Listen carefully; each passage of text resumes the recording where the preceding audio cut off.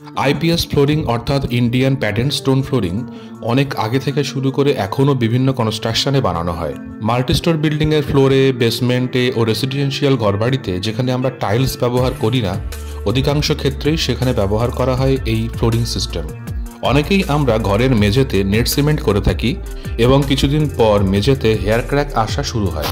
এতগুলো টাকা খরচ করার পরেও এই অবস্থা হলে কপালে তো চিন্তার ভাঁজ আসবেই।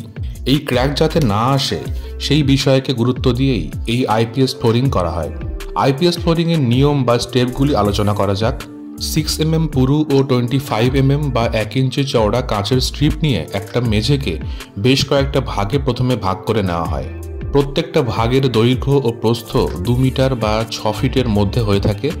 একটা বিষয় বলে নেই, আইপিএস ফ্লোরিংয়ের থিকনেস মানে ফ্লোরটা পুরু হবে 40 mm থেকে 50 mm বা 2 ইঞ্চির মধ্যে।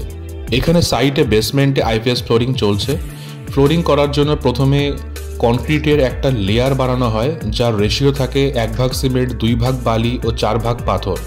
সিমেন্ট আপনি ওপিসি মানে অর্ডিনারি পোর্টল্যান্ড সিমেন্ট এবং পিপিসি বা পোর্টল্যান্ড পোজোলানো সিমেন্ট দুটোই ব্যবহার করতে পারেন। পাথর যেটা ব্যবহার করবেন সেটা 10 mm সাইজের ব্যবহার করুন বা এর থেকে কম সাইজের ব্যবহার করলেও হয়।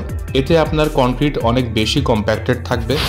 ইন্ডিয়ান স্ট্যান্ডার্ড কোড 6313 বলছে, কোনো কনক্রিট যার সিমেন্ট, স্যান্ড ও স্টোনের রেশিও 1:2:4 বা তার বেশি, সেটাকে টার্মাইট বা উই পোকা সহজে ভেদ করে ঢুকতে পারে না।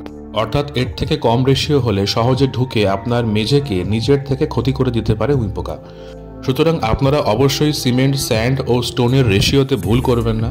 কনক্রিট ওয়ার্ক হয়ে যাওয়ার পর সিমেন্ট ও বালি দিয়ে একটা টপ লেয়ার বানানো হয় ও লেভেল করা হয়, ঠিক যেভাবে এখানে লেভেল করা হচ্ছে ঠিক সেভাবে। এরপর সিমেন্ট ও জলের ঘোলা প্রস্তুত করে সেটাকে এভাবে সিমেন্ট স্যান্ডের লেয়ারের উপর ছড়ানো হয়।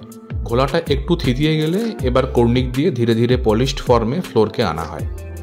আজকের ভিডিওটা এ পর্যন্তই। কোনো কোয়ারি বা জিজ্ঞাসা থাকলে অবশ্যই কমেন্টে লিখুন। ভালো থাকুন, সুস্থ থাকুন।